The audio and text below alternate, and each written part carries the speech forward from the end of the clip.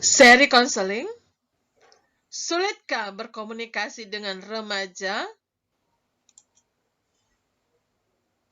Berkomunikasi dengan anak remaja. Ada pertanyaan, sejak anak saya memasuki usia remaja, sikapnya mulai berubah. Ia lebih sering diam di kamarnya dan tidak banyak bicara dengan kami lagi. Tetapi ia dapat menghabiskan waktu berjam-jam bercakap-cakap melalui telepon. Apakah ini gejala yang wajar atau tidak? Bagaimana cara menghadapinya, Bu? Ya, puji Tuhan. Ada sebuah artikel tulisan yang ditulis oleh Erik Erikson. Dia katakan bahwa pada saat anak-anak memasuki usia remaja, ia pun memulai proses pembentukan identitas atau jati diri. Ya, sebetulnya anak sudah mulai mengumpulkan bahan-bahan untuk pembentukan jati dirinya jauh sebelum masa itu. Ya, jauh sebelum masa remaja. Namun pada masa remajalah jati diri anak itu mencapai bentuk yang relatif matang.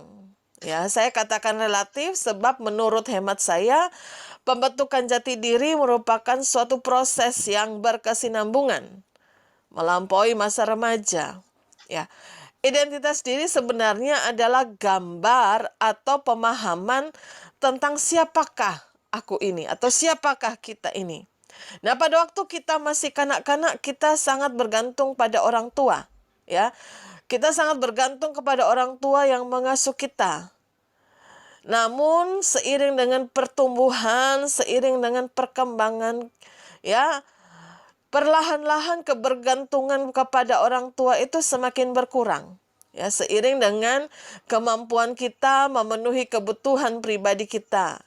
Dulu apa-apa sangat bergantung sekali karena kita belum bisa memenuhi kebutuhan pribadi kita sendiri, misalnya makan, minum, berpakaian, dan lain sebagainya. Nah, pada masa remaja praktis itu sudah bisa kita lakukan sendiri. Artinya bahwa kita sudah dapat hidup secara mandiri, kecuali dalam aspek keuangan, ya.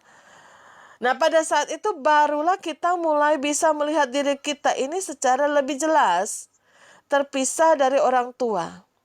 Nah, gambar atau pemahaman tentang siapakah jati diri mulai muncul dan kita pun semakin menyadari keinginan-keinginan dalam diri kita. Nah, pada masa ini, pada masa remaja ini, kehidupan sosial anak juga mengalami suatu perluasan, mulai meluas. Sehingga peran orang tua itu mulai menurun, peran orang tua itu mulai menciut. Orang tua yang tadinya merupakan pusat kehidupan sosial anak, sekarang tersisihkan dan digantikan dengan teman-teman sebayanya. Sebelumnya anak selalu bertanya bila ia hendak melakukan sesuatu. Sekarang anak mulai menunjukkan keengganannya, meminta pendapat apalagi izin orang tua. Kalau dulu anak selalu menceritakan semua kegiatan, semua peristiwa yang ia alami. Nah, ketika dia sudah remaja, anak mulai menyimpan rahasia. Nah, di sini letak kesulitannya. Acap kali orang tua menafsirkan perilaku anak ini secara negatif. Seolah-olah anak itu merahasiakan sesuatu yang buruk. Nah, sudah tentu ada kalanya anak memang menyimpan hal-hal yang buruk. Namun yang biasanya terjadi, ini yang biasanya terjadi adalah anak bukannya menceritakan, bukannya tidak mau menceritakan atau merahasiakan sesuatu, hanya saja ia tidak lagi merasa perlu untuk menceritakannya. Hanya saja ia merasa, ini tidak terlalu lah diceritakan apa yang dia alami kepada orang tua. Nah, juga kecenderungan anak itu untuk lebih seru, ya. Dia tentu lebih seru dengan apa? Dengan teman-teman sebayanya, teman-teman seumurannya. Dia lebih seru kalau ngobrol, bincang-bincang dengan teman-teman sebayanya. Sebenarnya itu kan masuk akal. Bukankah kita juga ya, misalnya orang tua ini kan lebih bisa masuk kita ngomong dengan teman-teman sebaya kita dibandingkan dengan orang-orang yang mungkin 25 tahun lebih tua dari kita. Nah, jarak usia antara anak dan orang tua kan juga sekitar 25 tahunan, ya, kurang lebih. Nah, ada bisa lebih. Ini kan saya katakan kurang lebih. Nah, teman sebaya sudah pasti tentu memiliki kesamaan dengan dia karena hidup dalam dunia dia, hobi yang sama, ya, kegemaran yang hampir sama. Nah, disinilah dituntut kesediaan orang tua untuk mempelajari dunia anak remaja, agar anak remaja dapat melihat bahwa orang tuanya dapat memahami pikirannya, sungguh memahami pikirannya. Nah, ada beberapa cara yang dapat orang tua lakukan. Misalnya, kita mengajak anak pergi berduaan sehingga kita dapat berbincang-bincang dengannya seperti teman. Bercakap-cakaplah dengannya, jangan menginterogasinya. Lakukan hal ini, ya, lakukan interogasi pada saat dan tempat yang lain. Bila mana memang ada alasan yang kuat untuk mencurigai perilakunya. Jangan memarahinya karena ia memakai telepon terlalu lama.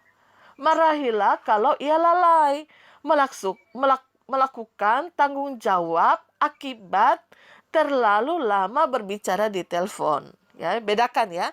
Marahi bukan karena dia lama bicara di telepon, tapi marahi karena akibat dia terlalu lama dalam bertelepon itu dia sudah melalaikan tanggung jawabnya.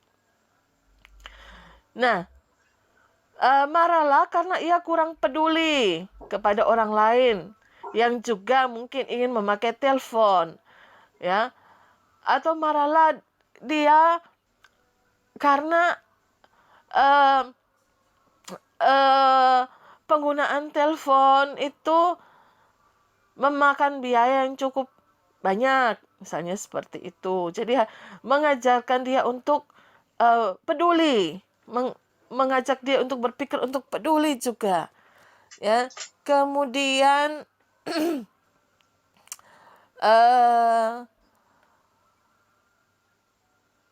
kita juga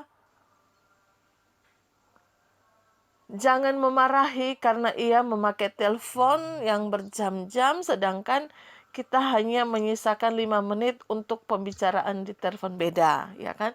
Kita telepon mungkin hanya sedikit, ya, sedangkan kalau anak remaja ini karena masa dalam pergaulan dia telepon, ya, jadi beda usia, ya, beda kepentingan, ya, di situ. Ya, meskipun ia adalah anak kita, namun kepribadiannya dapat bertolak belakang dengan kita. Mungkin ia tipe anak yang senang bergaul, sedangkan kita mungkin lebih suka menyendiri. Kita perlu menyadari dan menerima perbedaan ini dengan lapang dada, asalkan anak tidak berbuat hal-hal yang salah. Ya. Nah, saya harap jawaban ini dapat menolong saudara sekalian yang mempunyai anak remaja di rumah. Tuhan Yesus memberkati.